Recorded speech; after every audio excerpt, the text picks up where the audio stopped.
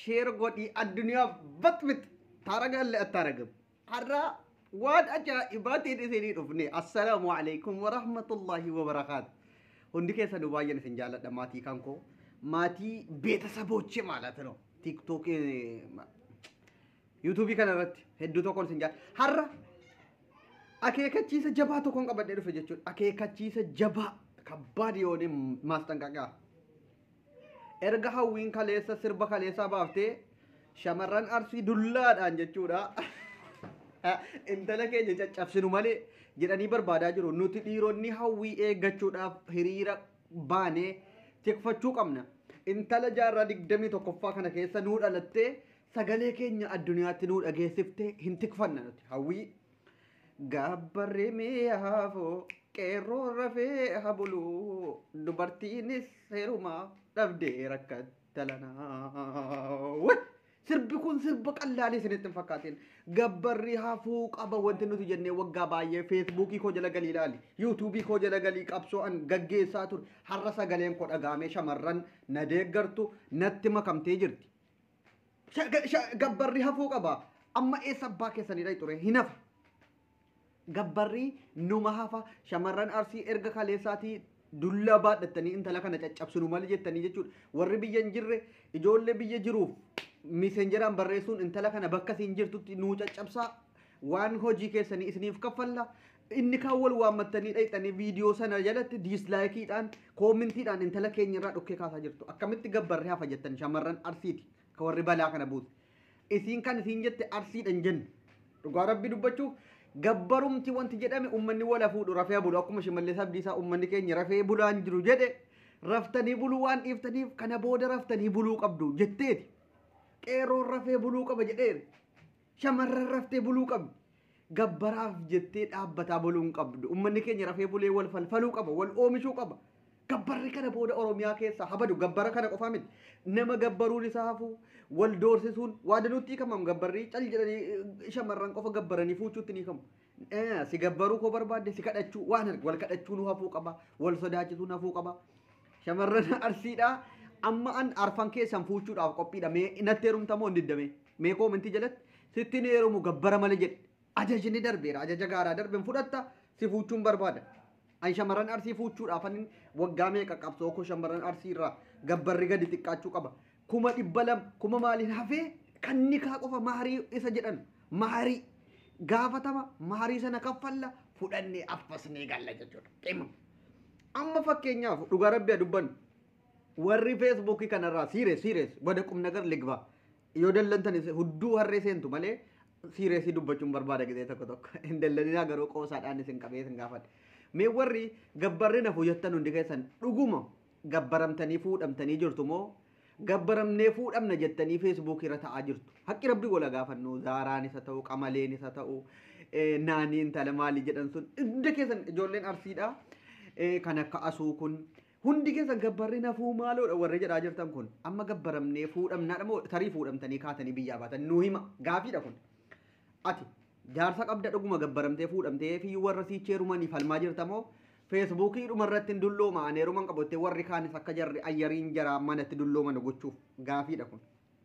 Gaafii kana deebisa shamarran warri feesbuukii irra teessanii shamarran biyya gabbara malee akkasiin hin heerumne akkasiin carraa heerumaa dhabdee qeerroon rafiitii dhiisee dhaabbataa bulu gochuudhaaf gabbarra fuun qabu jettan ammas tokkoffaa obsii intala waayyuu fida. Obsii intala waayyuu piroofaayilii dhokfachuudhaan gabbara mormaa jirti gabbarri akkamitti hafa jette. Tigisti xila'uun ati akkamitti shawaadhaa kaatee walisoodhaa kaatee arshii irratti dhayxee gabbara falmite. Maaltu nurratti duula kana waan bantaniif wal dhiisuun hin jiru kana booda. Tigisti xila'uun nurraa dhaabbadhu.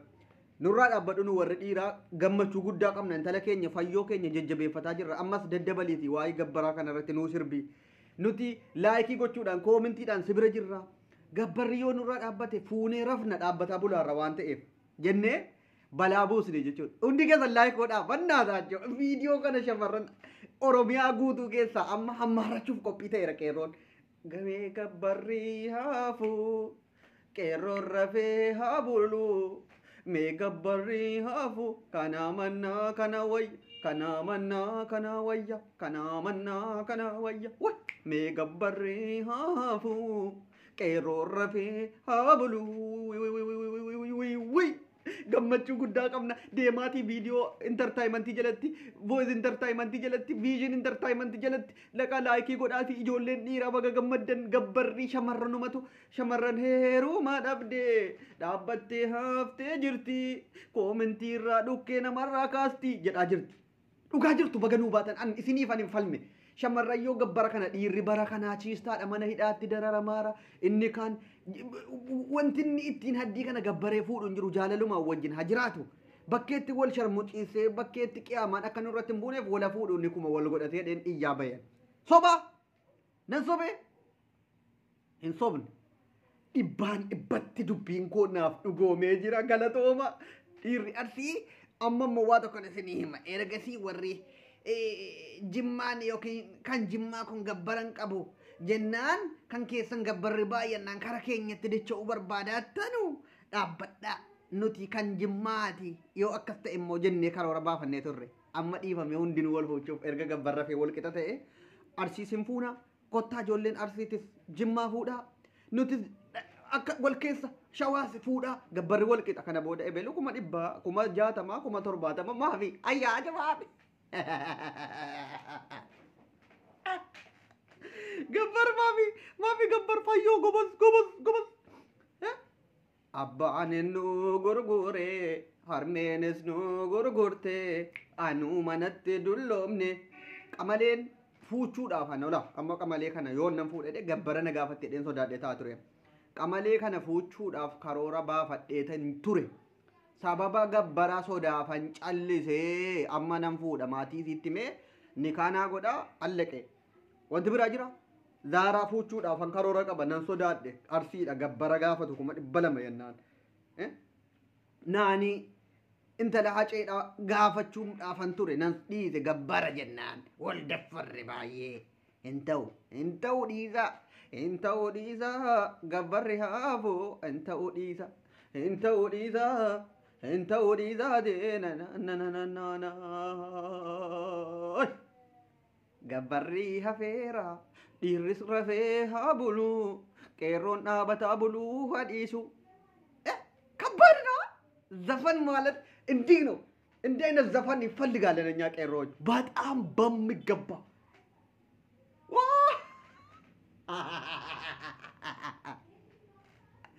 በጣም ደስ ብሎኛል ማለት ነው ገበር ይቅር ማለታቸው ማለት ነው ተከባብረን ማክባት አንችልም ስለዚህ እኛ ቄሮች በደስታ ልንቀበል ነው ማለት ነው ነጋሪት ነው ማየቱ ኡልዋዳ